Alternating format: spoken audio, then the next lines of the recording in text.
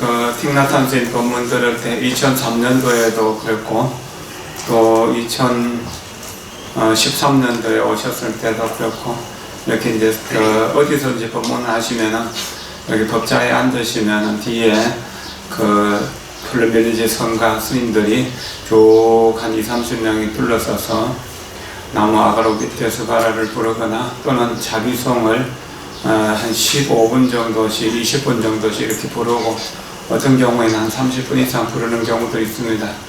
그러고 나서 스님이 차분히 법문을 하시는데 그 아가로비테스바라를 하면서 마음이 좀 차분해졌을 것이라고 여겨집니다. 앞으로 초하룻 날 법회만은 이런 식으로 좀 진행했으면 좋겠습니다. 그리고 하나씩 쉽게 배울 수 있는 명상곡을 그렇게 부를 수 있도록 했으면 좋겠습니다. 오늘은 6월 3일, 양력으로는 5월 초하룻 날입니다. 양력 6월 달은 호국 보훈의 달이고 6월 6일은 현충일이죠. 유교사변이 일어나서 그 우리나라 많은 국군들이 희생되었습니다. 그것을 기념하고 그분들의 은혜를 생각하는 달이라고 해도 좋을 것이라고 여겨집니다. 만약 우리가 북한에 태어났다고 생각해 보세요. 그러면 이렇게 자유롭게 우리 종교 생활을 할 수가 있을까요? 아프리카에 태어나서 30년씩 물길로 다니는 그런 신세가 된다면 어쩔까요? 저 인도 오지나 저 방글라데시 같은데 먹을 게 없어갖고 굶어 죽는 사람들이 많이 있는 나라에 태어난다면 어떻게 됐을까요? 지금 우리나라가 조금 혼란스럽고 국민들이 좀 분열하고 있다 하더라도 우리는 이 나라에 대해서 감사하고 이 나라를 발전시키기 위해서 애쓰신 과거의 많은 조상들에게 또한 감사하고 존중하는 마음을 가져야 될 것입니다. 우리 조상들 중에는 유교사변 때 직접 참여하신 분들도 있을 것이고 과거 수많은 역사 속에서 나라를 위해서 순국하신 많은 우국 충정을 가지신 순국 열사들이 계십니다. 이런 덕분에 우리나라가 이렇게 발전했고 또 문화, 교육 모든 면에서 이렇게 안정되게 살아갈 수 있다는 것에 대해서 감사해야 됩니다. 우리나라 사람들은 우리나라에 대해서 조금 부정적인 견해를 가지는 사람들도 있는 것 같지만 실제로 동남아 쪽에 있는 사람들은 우리나라를 천국이라고 생각합니다. 아프리카나 저쪽에 유럽 쪽에 있는 이도 한국을 대단한 나라라고 생각합니다.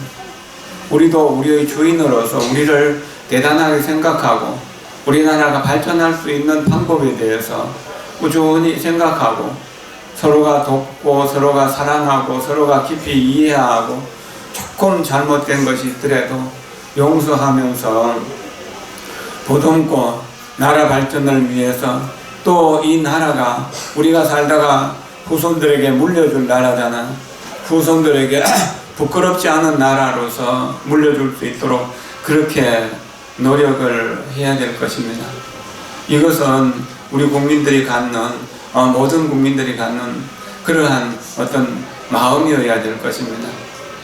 1966년도에 틱나탄 스님은 미국에 베트남 평화를 위해서 전쟁 중에 평화를 위해서 운동하는 중에 북쪽의 사람들은 CIA 요원이라고 이렇게 하면서 배척을 했고 남쪽 베트남 사람들은 공산당이라고 이렇게 배척하면서 국적을 없애버립니다. 그래가지고 어느 날 여권이 없어지게 되니까 아주 막연하더라고요. 그때 그 절망감을 수행으로 돌이켜서 그때 가장 열심히 정진을 하셨다고 그럽니다. 또 서양 특히나 미국 사회에서 그 인종차별이 아직도 있어서 베트남의 조그만 스님이 대학에서 명상을 하고 걷고 있으면 일부러 경적을 울리면서 차들이 지나가거나 사람들이 떠밀어 넘어지게 하거나 이런 모욕도 많이 당했다고 합니다. 그러나 그런 어려운 시절을 수행으로 이겨낼 수 있었습니다. 틱광툭이라고 하는 스님은 1963년도에 사이공, 지금은 하노이시죠. 그 거리의 한 복판에서 장작을 쌓아놓고 많은 스님들과 제가자들이 보는 가운데서 분신을 했습니다. 장작불 위에서 온 몸이 다 타들어갈 때까지 몸 하나 움직이지 않고 그렇게 분신을 하면서 나라를 지키려고 했었습니다. 중국의 나라를 빼앗긴 티베트도 지금 해마다 많은 사람들이, 많은 젊은 스님들이나 젊은 독립운동가들이 분신을 하면서 자기 권리를 주장하려고 애쓰고 있습니다. 우리 나라도 일본의 나라가 빼앗겼을 때 많은 독립군들이 자기들을 희생해서 나라를 지키려고 애썼습니다. 그런 은혜들 덕분에 우리가 이렇게 편안하게 살 수 있음에 대해서 감사하는 마음을 가져야 됩니다. 옛날에는 국왕의 은혜라고 했는데 요즘은 국가의 은혜라고 말해요. 4가지 은혜 중에서 국가의 은혜, 부모의 은혜, 서성의 은혜, 그 다음에 스님들 같으면 신도들의 은혜, 또 일반적으로는 모든 중생들의 은혜 속에서 우리가 살아가고 있습니다. 그런 은혜를 생각하면서 좀 더 나라를 위해서 내가 할 수 있는 일이 무엇인가를 찾아서 하는 것도 중요한 일일 겁니다. 그것은 자기가 자기를 사랑하는 일이고, 자기가 자기를 사랑하는 만큼 가족들을 사랑하는 일이고, 가족들을 사랑해서 서로 화목한 작은 정토가 만들어지게 될 때, 그때 그 가족들은 이웃에 나가서 다른 사람들의 고통을 치유할 수 있습니다. 가족이 불행하고 화합하지 못하면서 절에 와서 열심히 기도하고 봉사하는 그런 이들도 있습니다. 그것은 가장 바람직한 일은 아닙니다. 우선 자기가 평화롭고 행복해야 되는 것이고, 그리고 자기가 몸담고 있는 가정이 안정되고 화합해야 됩니다. 가족이 화합하지 못한 상태에서 종교에 의지하는 것은 그렇게 바람직하지 못한 일입니다. 기도를 하는 것은 가족을 부처님처럼 섬기는 법을 배우는 것입니다. 이웃을 부처님처럼 섬기는 법을 배우는 것입니다. 건강반야바라밀경 제1분 법회인유본에서 부처님은 1250인의 제자들과 함께 계시고 그 아침마다 탁발하며 가는 대목이 나옵니다. 노란 가사를 입으신 부처님과 부처님의 제자들이 1200명이 줄을 지어서 천천히 깨어있는 마음으로 한 걸음 한 걸음을 걸어가는 모습을 생각해 보십시오. 정말로 얼마나 거룩합니까? 자, 그래가지고 마을로 들어가서 골목골목으로 이렇게 나누어져서 7째 집 다니면서 탁발을 합니다. 그래서 온 시내가 스님들로 덮이는 것을 생각합니다.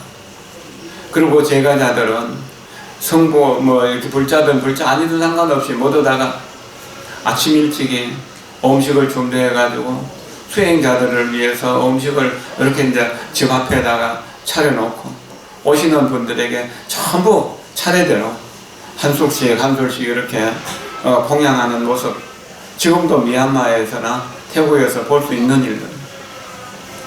이럴 때 부처님은 그 일체 중생을 공경하는 모습을 보이는 것이 걸식하는 모습이라고 이렇게 해석하고 있습니다. 자, 우리 오늘 점심을 얻어먹으러 그릇 하나 들고 마을로 내려가서 밥 얻어먹을 수 있을까요? 우리 밥 얻어먹기 어려울 거예요. 차라리 한 끼 굶고 말죠. 이게 왜 그렇습니까? 아상이라는 자존심 때문에 그렇습니다. 그러나 부처님은 자존심이 없기 때문에 부처님 제자들과 함께 글식을 함으로 해서 음식을 베푸는 그 사람에게 법을 전할 수 있는 계기를 마련했던 겁니다. 이게 얼마나 대단한 일입니까? 법을 전할 수 있는 기회를 만들었다. 그렇기 때문에 욕심 없이 수행하시는 분이기 때문에 복을 받을 수 있는, 복을 받으면 그 사람에게 복을 나눠줄 수 있는 복전, 복밭이 될 수 있었던 거거든. 건강경 전체 중에서 그 부처님이 가사를 수하시고 바로때를 들으시고 사위대성에 가서 글식하는 것이 건강경 뜻을 전체를 드러냈다는, 그것은 아상인상 중생상 수자상을 보지 않고 내가 만나는 모든 사람들을 부처님으로 보는 수행을 하셨던 겁니다. 선한 사람들은 음식을 준비해 갖고 부처님께 좋은 공양을 올리기도 하겠지만 또 악성을 가진 사람들은 비난을 하기도 하고, 당신도 우리처럼 농사를 지어 갖고 밥을 먹지 왜 공짜로 밥을 얻어먹냐고 야단을 치기도 하고 그랬을 겁니다. 칭찬이나 비난에 조금도 마음이 흔들리지 않고 그렇게 공양할 수 있었던 것, 탁발하고 공양할 수 있었던 것, 그것은 아상인상 중생상 소자상 자아의식 없으신 분, 비교의식이 없으신 분, 열등의식이 없으신 분, 나는 무엇을 할 수 없다는 한계의식이 없으신 분이기 때문에 가능한 일입니다. 아상인상 중생상 수자상을 자아의식, 인상을 비교의식, 중생상을 열등의식, 수자상을 한계의식이라고 이렇게 보신 분들이 있는데 이것이 참 좋은 해석인 것 같아요. 우리는 늘 남과 비교하면서 상대적인 빈곤감이나 또는 나보다 나으신 분들을 보면서 열등의식을 느끼죠. 특히나 불자들이라면 부처님을 향해서나 혹은 어른 스님들을 향해서 나는 스스로 못났다는 열등의식을 가지고 있잖아요. 그럴 필요가 없거든.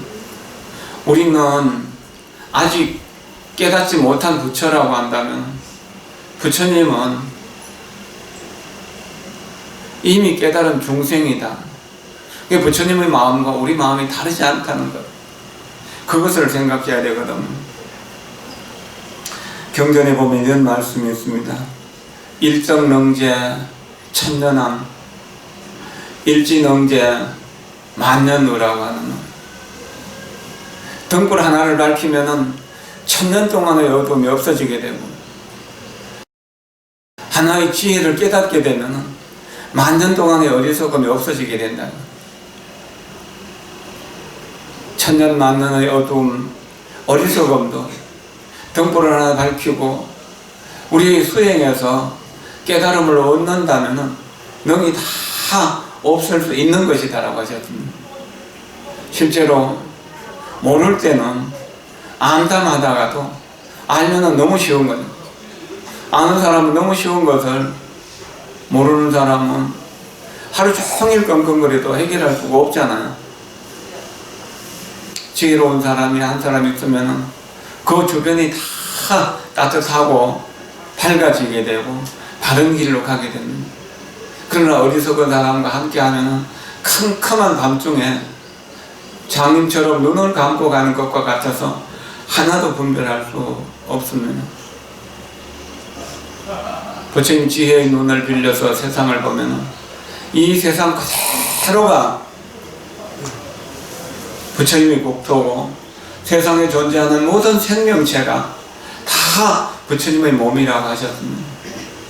그래서 눈에 보이는 모든 것은 다 청정법신 비로자 나버리고 귀에 들리는 모든 소리는 전부가 다 부처님의 무진 설법이라, 다 한없는 설법이라고 합니다. 그러면서 생각을 하면은 우리는 나라를 위하는 일도 부모를 위하는 일도 쉬운 일이 되는 것입니다. 요즘 우리 세대가 어쩌면 가장 좋은 시대이기도 하면서도 가장 불행한 세대이라고 이렇게 말하시는 분들도 있습니다. 부모를 모시는 마지막 세대이면서 자식에게 버림받는 첫 번째 세대라는 그런 말들, 그런 것을 여기 계신 분들도 실감하시는 분이 있을 겁니다. 정말 어릴 때부터 부모를 잘 모시다가 결혼해가지고 시부모까지, 친정의 부모까지 이렇게 잘 모시면서 살았는데, 공부 잘한 자식들은 다 타지에 가서 살고 외국에 가서 살게 되면서 그게 버림받은 것처럼 사는 이런 경우들이 많이 있지 않습니까?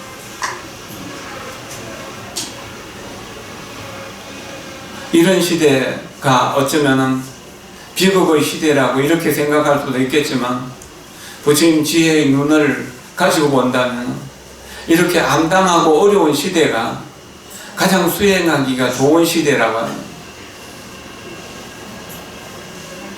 그래서 이런 말을 요즘 말로는 위기의 시대가 기회의 시대라고 이렇게 말할 수도 있는 것이잖아요. 내가 이제 스스로 일어서서 스스로 걸어갈 수 있는 힘을 가져야 된다고 합니다.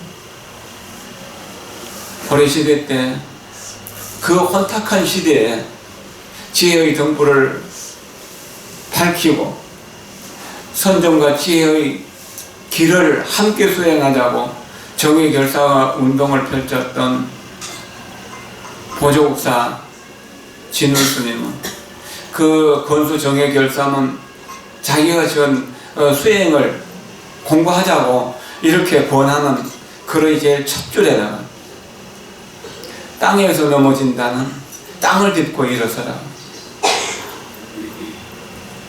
땅에서 넘어진 자는 땅을 짚고 일어서라. 인지어도자 인지어기라고 하는 아주 유명한 말씀을 하셨습니다. 땅을 짚고 넘어진다. 내 마음을 미혹해서 넘어진다. 마음을 의지해서 일어나라고 하는 그런 말입니다. 땅을 의지하지 않고 일어설 방법은 없습니다. 우리는 한 생각을 미혹해서 어리석음 속에서 허우적거리고 있습니다. 그러나 생각해보면 이때가 가장 공부하기 좋은 시절입니다. 마음을 밝힐 수 있는 가장 좋은 시절이라고 이렇게 할 수가 있습니다. 우리 도반 스님이 한 50년 동안 수행을 하면서 처음에는 대승불교를 공부하다가 한 20년 전부터는 초기 불교에 대해서 부처님 아함경, 요즘 니까야라고 하는 그런 아함경에 대해서 깊이 있게 공부하면서 이 사성제를 통해서 니르바나, 가장 평화와 자유를 얻을 수 있는 그 열반을 얻겠다는 그런 내용을 초기 경전에 의지해가지고 니바나라고 하는 이런 책을 써졌습니다. 이 내용이 사성제인데요. 네 가지 성스러운 진리라고 부처님이 깨달음을 얻으시고 5명의 제자를 찾아서 한 달 동안이나 걸어가서 그 5명의 제자들에게 첫 번째 하신 말씀이 이 사성제의 법문입니다. 그 내용은 여러분들이 수도 없이 많이 들어보셨을 겁니다. 첫 번째가 괴로움은 성스러운 진리다.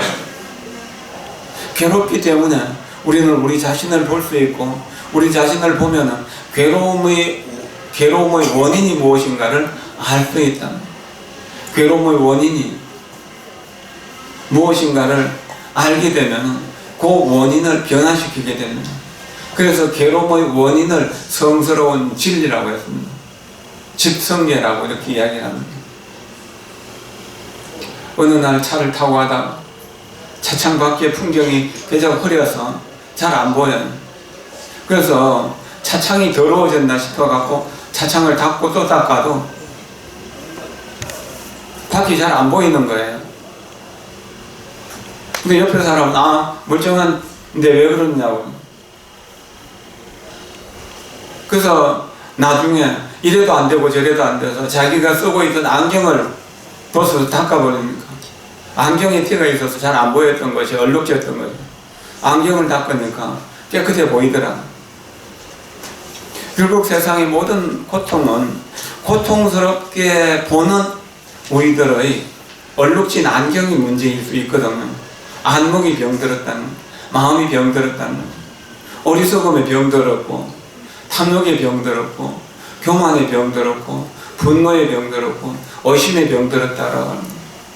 이것을 닦아내면은 바로 세상은 투명하게 그대로가 행복이고, 그 마음을 닦아가는 길을 성스러운 8가지 길을 그래서 팔정도라고 이야기를 하는 거거든요.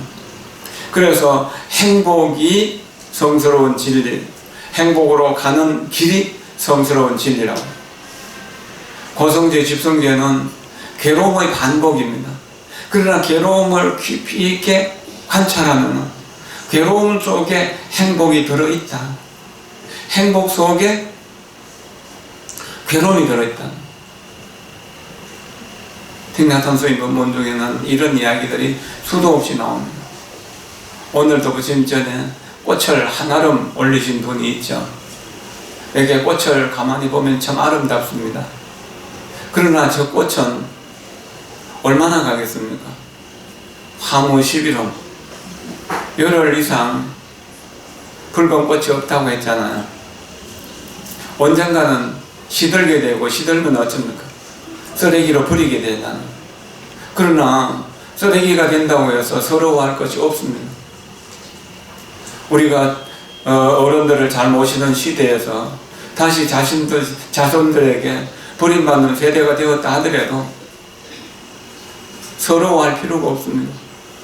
가만히 들여다보면 이 주름살, 또 하얀 머리카락, 그 속에 젊은 시들의 팔팔하던 기운들이 들어있는 것이고, 행복하고 건강하게 살던 그 세월이 들어있는 것이거든요. 퇴비를, 거름을, 쓰레기를 잘 섞여서 유기농 퇴비를 만들면 그 퇴비로 또 내년에 새로운 꽃을 피울 수 있는 것이잖아요.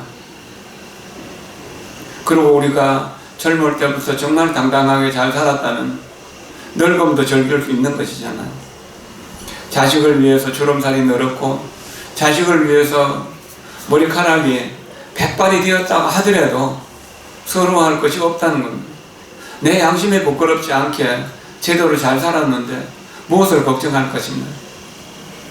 걱정할 일 하나도 없다는 거예요.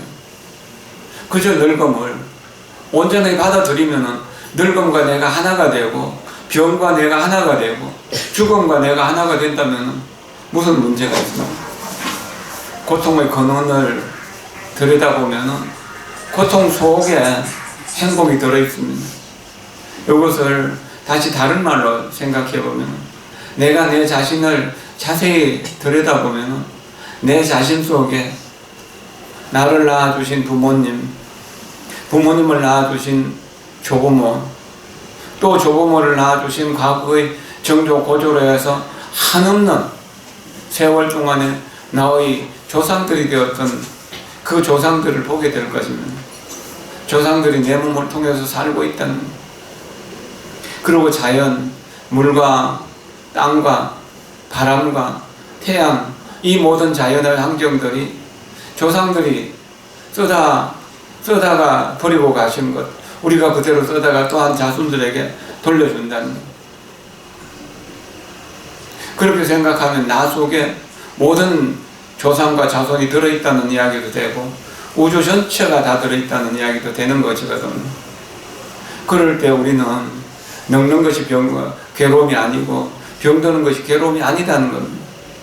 젊음을 지키려고 하는 집착 때문에 괴로움이 생겼는데, 건강을 지키려고 하는 생각 때문에 괴로움이 생겼는데, 괴로움과 하나가 된다면 이미 괴로움 속에 즐거움이 있다는 것도 알잖아요. 똑같은 일을 하더라도 사랑하는 사람을 위해서 일을 할 때는 어떻습니까? 그것은 즐거운 일이 되겠죠. 사랑하는 자녀를 위해서 서울까지도 가고 외국까지도 가시는 분들이 있잖아요. 여러분들 중에도 그런 분들이 있죠. 그때는 피곤하다는 것도 힘들다는 것도 못 느끼잖아요. 그래서 자식들을 위해서 여러 가지 일들을 해줄 수 있는 거잖아요. 또한 몇 년 만에 자식이 집에 온다는 소식을 듣는다면 비록 피곤하고 또 감기 기운도 있다고 하더라도 자식을 위해서 시장에 가는 일이 괴로운 일이 아니거잖아요. 자식을 위해서 음식을 준비하는 일이 즐거운 일이잖아요. 내가 집착 때문에 나 아닌 다른 사람을 위하는 일이라고 생각할 때 그것은 고통이 됩니다.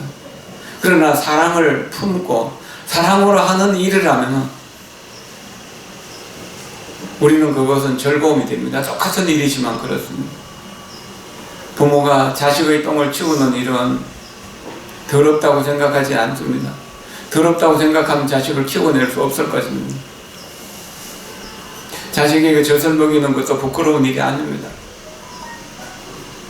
그러나 자식이 부모가 나를 그렇게 키워주신 걸 생각하면서 부모를 위하는 마음도 그렇다면 부모의 대소변을 받아내는 일도 결코 더러운 일이 아닐 것입니다. 그러나 내리사랑이라고 자식에게는 그렇게 사랑을 베풀면서 부모가 나를 사랑해 준 것을 잊어버린다면 그것은 제대로 잘 사는 것이라고 말하기 어려울 것입니다.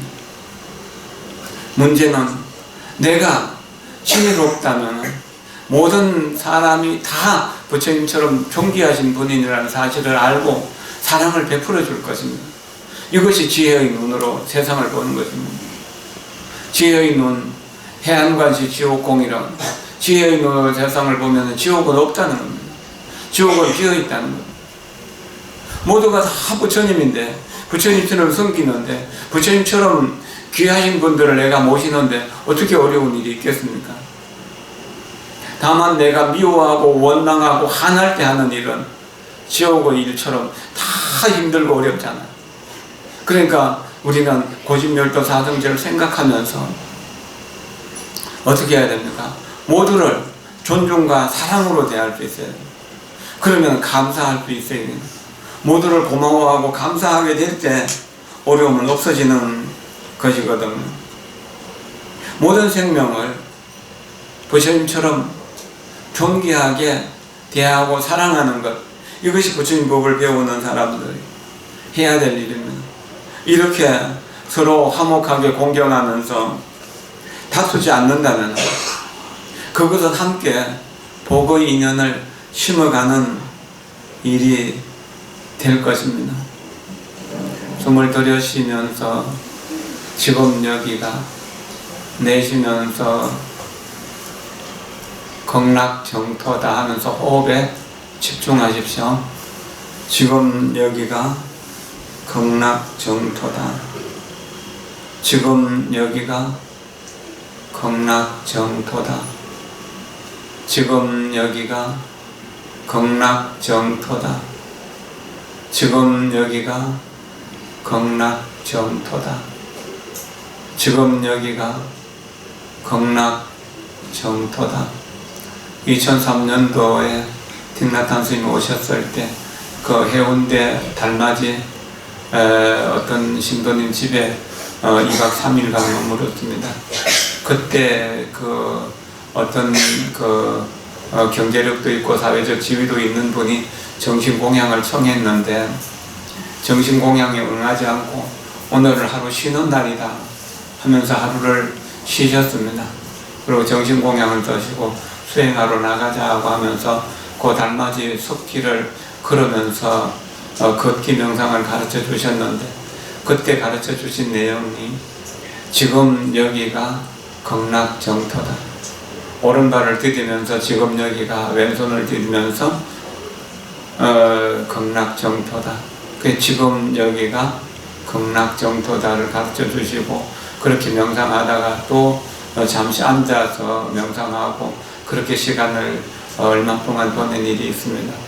그 이후로 저도 지금까지도 지금 여기가 극락정토다가 자연스럽게 이어지도록 익숙해져 있습니다.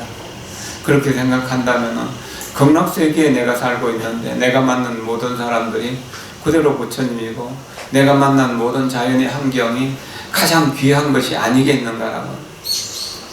부처님 마음속에 내가 있고 내 마음속에 부처님이 있다.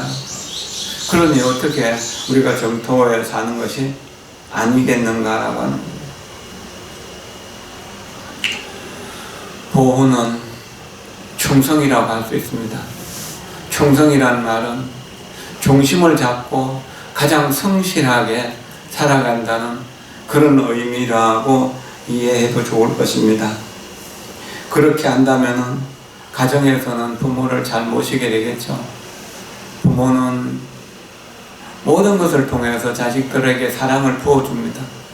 그러나 자식들은 부모를 언제든지 떠날 준비를 하고 있습니다. 동산 양야성 사친서 그에 보면 눈물겨운 이야기들이 나오는데, 어머니가 그 아들의 편지를 받고 아들에게 또 편지 쓴 내용이 하나 나옵니다.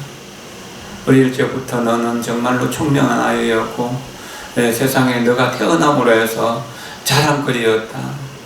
내가 외출을 하면은 대문에 기다려서 기다렸고, 대문에 기대서 기다렸고, 또 돌아올 시간이 돌아올 시간이 됐는데 안 돌아오면은 마음을 조이면서 그렇게 애를 태웠었다. 그런데 어느 날 내가 출가의 길을 떠나서 다시 집에 돌아오지 않는다는 소식을 들으니 하늘이 무너지고 땅이 꺼지는 것과 같았다. 그 암담함은 말로 다 할 수가 없다. 자식은 언제나 부모를 버릴 생각이 있지만 부모는 영원히 자식을 잊을 수 없는 것이다. 그러나 세속의 인정에 꺼달려서 다시 가정에 돌아올 생각하지 말고 이미 출가의 길을 갔으니까 훌륭한 도인이 되어서 나와 우리 조상들을 다 천도해주고 집안의 모든 자손들이 잘 될 수 있도록 축원해주라고, 달마대사처럼 또는 마조 스님처럼 훌륭한 선지식이 되라고 그렇게 다 이러셨습니다. 또 그 뒤에 보는 또 양계화상의 편지에도 또 그런 이야기 나옵니다. 어머니는 이제 문에 기대서 자식을 기다리는 그런 어머니가 되시지 말고 부친을 낳았던 어머니, 마야부인처럼 훌륭하신 분이 되셔서 그렇게 늘 불법 속에서 안정되게 사십시오라고. 부모님 마음속에 자식은 언제나 있는 것처럼 자식들 마음속에 부모님도 언제나 계시는 것이잖아요. 이것을 생각한다면 부모의 은혜, 조상의 은혜를 생각할 수 있습니다. 피와 살과 뼈가 모든 부모와 모든 자손, 모든 조상들의 것이다라고 하는 것을 생각하고 그 부모에게 자랑스러운 자녀가 되는 것, 또 내가 낳은 자녀들에게 자랑스러운 부모가 되는 것, 이것이 효도를 다하는 길일 것이라고 여겨집니다. 지난번에 5월 24일부터 28일까지 저는 태국의 마출라롱콘 불교대학에 가서 거기 명예 박사학위를 받았습니다. 많은 분들의 축하를 받았는데, 축하를 받으면서 저 스스로 생각했습니다. 이 축하를 받을 때 기쁜 마음이 나를 비난하거나 헐뜯거나 꾸짖을 때의 그 마음과 똑같을 수 있는가? 똑같기 위해 수행해야 된다는 그런 생각을 했었습니다. 나이가 들면서 이제 사회적인 어떤 역할들을 하게 되고, 그런 속에서 금년 3월 달에는 22일부터 26일까지 4박 5일 동안 대만의 그 자제공덕회 정원법사가 계시는 곳에 가서 수행하고 또 대담도 하고 그랬습니다. 그 정원법사가 그 보리고라고 해갖고 요 우리 법당 그 관세음보살 옆에 모셔 있는 조그만 종과 북을 그날 주셔가지고 가져왔습니다. 그러면서 자제공덕회와도 인연을 맺어가고 우리 신도들과 복지법인 직원들이 함께 세계 성인들과 인연을 계속 이어갈 것입니다. 그리고 틱나탄 스님이 베트남에 오셔서 작년에 태국에 가서 챙겨냈는데 아마 금년에는 또 도반들과 함께 베트남에 가서 처음 출가하셔서 수행하던 절에서 지금 94세 되신 어른이 수족을 제대로 못 쓰시는데도 비교적 건강하게 잘 지내신다고 합니다. 그래 고맙게 생각하고 한번 찾아가서 또 인사를 드려야겠다는 생각을 했었습니다. 그리고 지난번에 5월 15일 날은 틱나탄 스님이 제자들 7분이 오셔가지고 하루 종일 명상을 했습니다. 걷기 명상으로 시작해가지고 법문을 하고 또 점심을 먹으면서 먹기 명상을 했고 오후에 또한 이완 명상도 하고 담마 토크라고 해갖고 법문을 이제 또 스님들이 법문을 듣고 마지막에는 우리 어린이 합창단 선해 단위설 합창단 아이들이 와서 명상의 노래를 불렀는데 그 법사단들도 굉장히 좋아하고 그때 마지막까지 남았던 분들이 참 다 환호 속에서 해양할 수 있었습니다. 이것이 강사가 발전하는 길이라고 생각됩니다. 그리고 금년 여름은 조계종연합회에서 내일 이제 안국선언에서 그 하안거 제가안거 법회를 하는데 내일 오후에 가실 분들은 함께 가실 수 있도록 우리가 좀 준비를 하겠습니다. 그리고 금년 여름 안거 중에는 금강경을 사경하는 그런 수행을 하면 좋겠다고 조계종연합회에서 준비해서 책을 가져왔습니다. 필요하신 분들은 종무에서 구입하시면 될 겁니다. 그리고 내일 가실 분들은 미리 준비하셔가지고 우리 간음사차로 함께 갈 수 있었으면 좋겠습니다. 그리고 간음사가 이제 금년도가 이제 창건 79주년이 되고 내년도가 80년이 됩니다. 그래서 80년사를 준비하면서 기념될 만한 과거의 기록이나 혹은 사진들이 있으면 저 모아서 80년 역사를 정리하고 있습니다. 오래된 사진, 간음사와 연관된 사진 있으면 좀 보내주시면 고맙겠습니다. 그리고 금년에는 이제 송강사도 대중공양을 가겠지만 봉암사 대중공양을 가려고 합니다. 우리 수행은 여러 가지가 있지만 이게 스님들에게 대중공양하는 것은 아주 좋은 수행입니다. 그리고 또 시간이 된다면 방생하고 법공양도 할 수 있으면 그런 일들이 이루어졌으면 좋겠습니다. 어쨌든 선한 일이라면은 작고 크고 간에 동참을 하도록 노력을 하고 악행은 어떤 일이 되더라도 나에게 이익이 되는 일이라도 악행을 하지 않도록 노력을 해야 될 것입니다. 우리가 살아가면서 여러 가지 어려운 일들을 많이 겪게 되는 건데 그런 어려운 일들은 내가 어리석어서 지었던 악행 때문입니다. 그리고 많은 즐거움들도 겪게 되는데 즐거움은 우리가 알게 모르게 지었던 선행 덕분입니다. 행복을 원하고 즐거움을 원한다면 선행을 부지런히 해야 됩니다. 지혜로운 사람은 선행을 하고 복을 닦아서 즐거움을 누리게 됩니다. 근데 어리석은 사람들은 가지가지로 악한 일을 해서 참을 수 없는 고통을 받으면서 그 죄업 속에서 세세생생 어렵게 살아갑니다.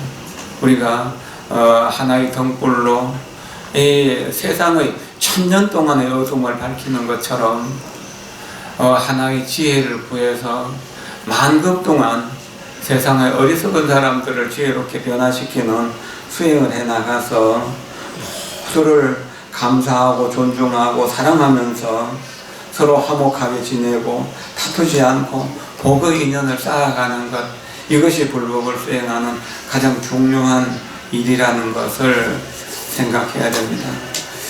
우리가 불법을 공부하면서 어떤 경우에라도 수행 자체가 즐거움이 될 수 있도록, 수행 자체가 행복이 될 수 있도록 그렇게 노력을 해야 될 것입니다.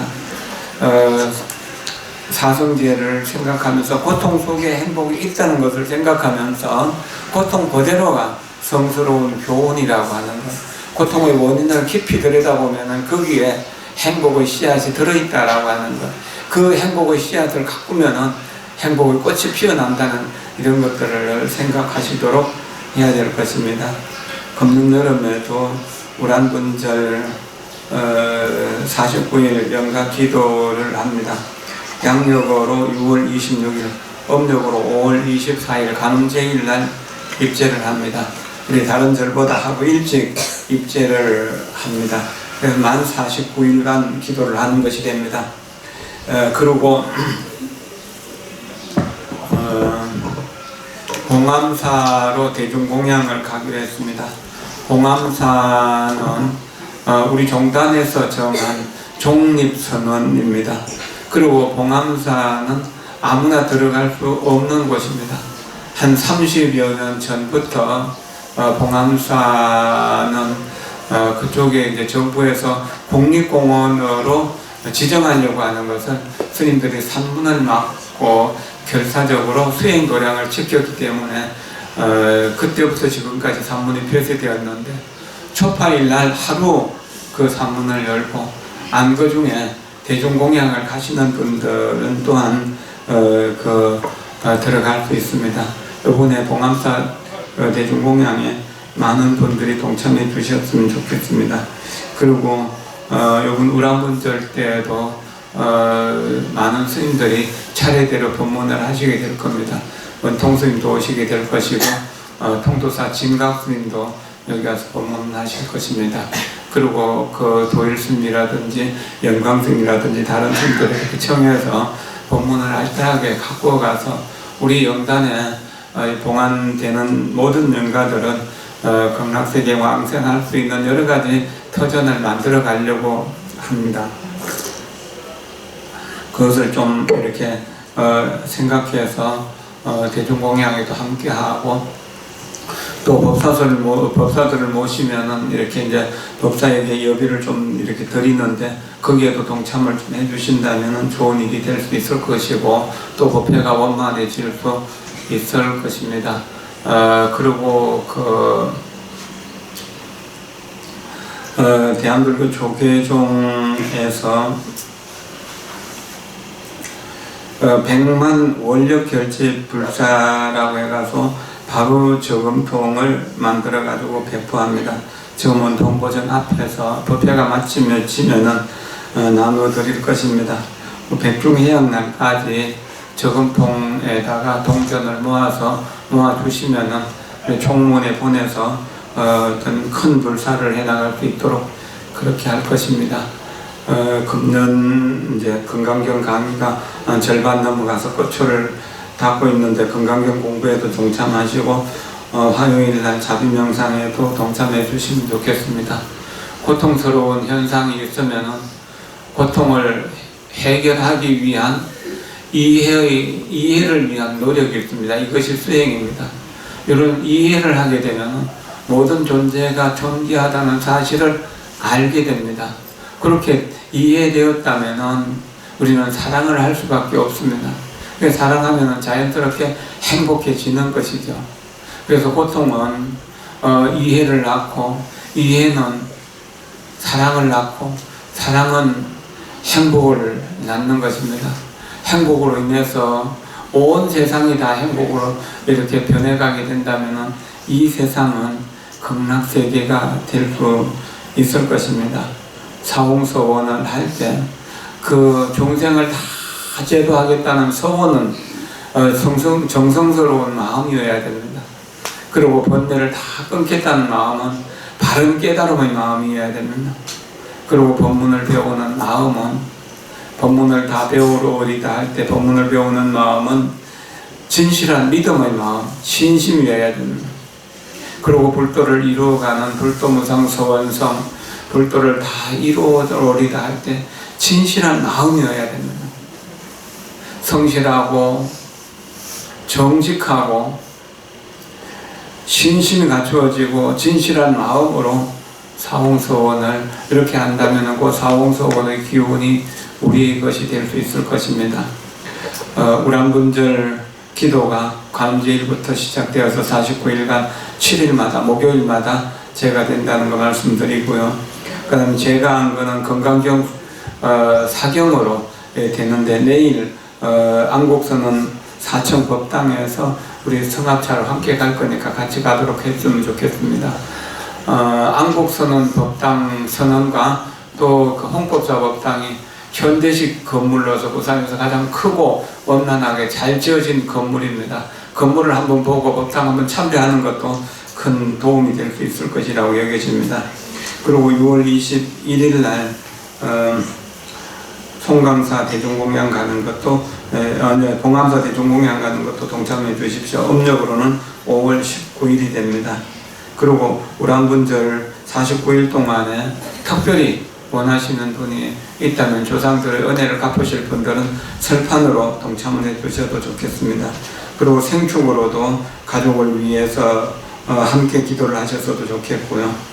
그 다음 80년사를 위해서 사진 자료나 그 밖에 역사에 관계되는 자료가 있으면 도움을 주셨으면 좋겠습니다. 그리고 조계종 100만 원력 결사에 함께 바로 저금통 하나씩 받아서 채워주시면 종단 발전에 도움이 될 수 있을 것이라고 여겨집니다. 그리고 매주 수요일과 화요일에 건강경 공부하는 시간, 또 자비 명상하는 시간, 자비 명상하고 7시고 건강경 공부는 매주 수요일 오후 1시 반입니다. 모두 동참해서 함께 지혜를 밝혀서 1000만 동안의 어두운 어리석음을 변화시켰으면 좋겠습니다. 오늘 진여신 보살님이 원을 세워서 자녀들을 위해서 조상들의 천도제를 모십니다. 그리고 김순득 그 영가의 주제이고 또한 그 허성순 보살님의 그 육제가 되는데 제때 가능 아니면은 우리 그 신도님들이 우리 수행한 공덕을 영가를 위해서 행하도록 끝까지 참여해 주시면은 고맙겠습니다. 오늘 법회는 이렇게 마칩니다. 고맙습니다. 감사합니다.